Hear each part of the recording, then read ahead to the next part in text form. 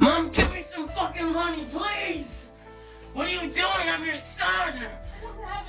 The mother steeled herself and shut the door. Her son screaming on the other side was absolutely tearing her apart. Tears streaming down her face, she grabbed the phone and dialed 911, claiming some guy with a knife was trying to break in. Her son was desperately pounding on the door, begging her, literally begging, just to lend him $5. Those gut-wrenching cries were breaking her heart. Hands trembling, she pulled out her wallet and grabbed a $10 bill, but then she froze. She knew this money could ruin her son's life. And just as she stood there, paralyzed, not knowing what to do, her son said something that yanked her back to reality. Oh, I'm in pain.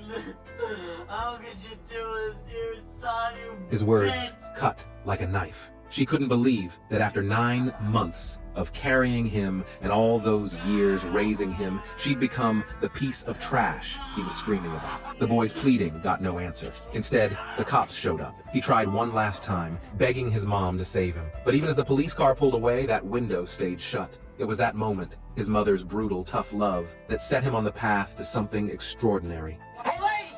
Shut up! Jim had been a problem kid since day one. Even after getting his ass beaten raw, he'd still go out of his way to mess with his teachers. He and his boys were the school's notorious four-man crew, ditching class, stealing whatever they could get their hands on, always in trouble, constantly getting chased through the streets. They dreamed about being adults so nobody could boss them around anymore. But here's the wild part. This total burnout actually had big dreams. Jim loved two things more than anything: riding and basketball. He was the sickest guard on the high school basketball team, so quick and slippery that opponents couldn't keep up with him to save their lives. But a troublemaker's gonna troublemaker, right? His crew would sneak into the opposing team's locker room while the game was still going on, which meant after every single game, they'd get jumped. Lucky for Jim, his fists were just as strong as his game, and he could fight his way out every time, playing ball on the court, throwing fists off it, then meeting up to split their dirty money. That was the routine. There was this one woman